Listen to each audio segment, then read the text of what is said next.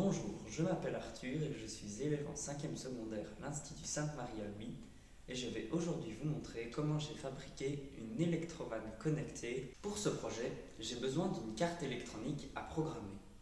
J'ai choisi la carte électronique ESP32 car celle-ci dispose non seulement de la connectivité Wi-Fi qui va me permettre de fabriquer donc une vanne connectée. Ensuite, il me faudra aussi un relais. En effet, les sorties qui sont disponibles sur la carte ESP32 ne peuvent délivrer une tension que de 3,3 volts. Or, l'électrovanne, elle, a besoin d'une tension de 24 volts pour être actionnée. Le relais va donc permettre de contrôler le passage ou non d'une tension de 24 volts avec une tension plus petite de L 3,3 volts. Il me faudra aussi un bouton poussoir qui permettra d'ouvrir la vanne sans devoir utiliser son téléphone si on est juste à côté du boîtier, d'un convertisseur courant continu vers courant continu qui va me permettre de convertir la tension d'entrée du boîtier de 24 volts en une tension de 5 volts qui va permettre d'alimenter le SP32. D'une électrovanne. Cette électrovanne fonctionne en 24 volts, donc comme je l'ai expliqué plus tôt, il faudra un relais. Et pour finir, il me faudra aussi une alimentation 24 volts qui va permettre d'alimenter l'ensemble du montage.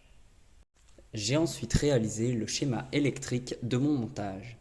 Sur ce schéma, nous voyons qu'il y a premièrement une alimentation 24 volts qui va venir alimenter notre boîtier contrôleur. Dans ce boîtier contrôleur se trouve un convertisseur DC-DC qui va abaisser la tension 24 volts vers une tension de 5 volts pour alimenter la carte électronique ESP32. Le 24 volts va aussi être redirigé vers le relais. Le relais va contrôler le passage ou non de ce courant de 24 volts. Quand le relais sera fermé, la boucle qui alimente l'électrovanne va donc se retrouver fermée, l'électrovanne alimentée, et donc elle va s'ouvrir et permettre le passage de l'eau. On voit aussi sur ce schéma le bouton qui va être raccordé à une entrée digitale de l'ESP32. Le relais, lui, est raccordé à une sortie digitale de. Ensuite, j'ai designé en 3D le boîtier qui va accueillir les différents composants. Vient ensuite la fabrication de notre système. Nous commençons par l'impression 3D, les soudures, le sertissage des différents connecteurs, et puis la connexion des différentes parties, l'alimentation et l'électrovanne. Pour enfin obtenir notre circuit final. Donc au niveau du code que l'on va envoyer dans le SP32, c'est assez simple. Ici, on va déclarer sur quel pin est fixé notre électrovanne, donc sur le pin 21 de notre carte ESP32. Ici et ici, on va déclarer sur quel pin est fixé l'interrupteur qu'on a placé sur le boîtier pour déclencher manuellement l'électrovanne. Donc on voit qu'il est placé sur le pin 15. Après, je vais téléverser tout ce code dans la carte et on se retrouve juste après.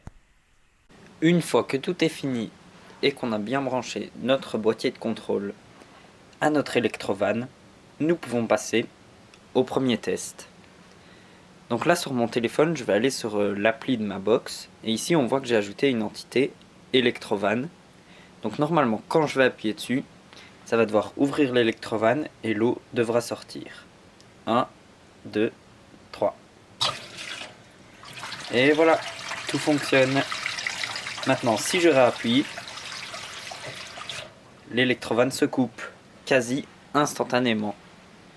J'ai aussi ajouté notre électrovanne à Google Home. Donc normalement maintenant, si je pose mon téléphone quelque part et que je dis OK Google, allume l'électrovanne,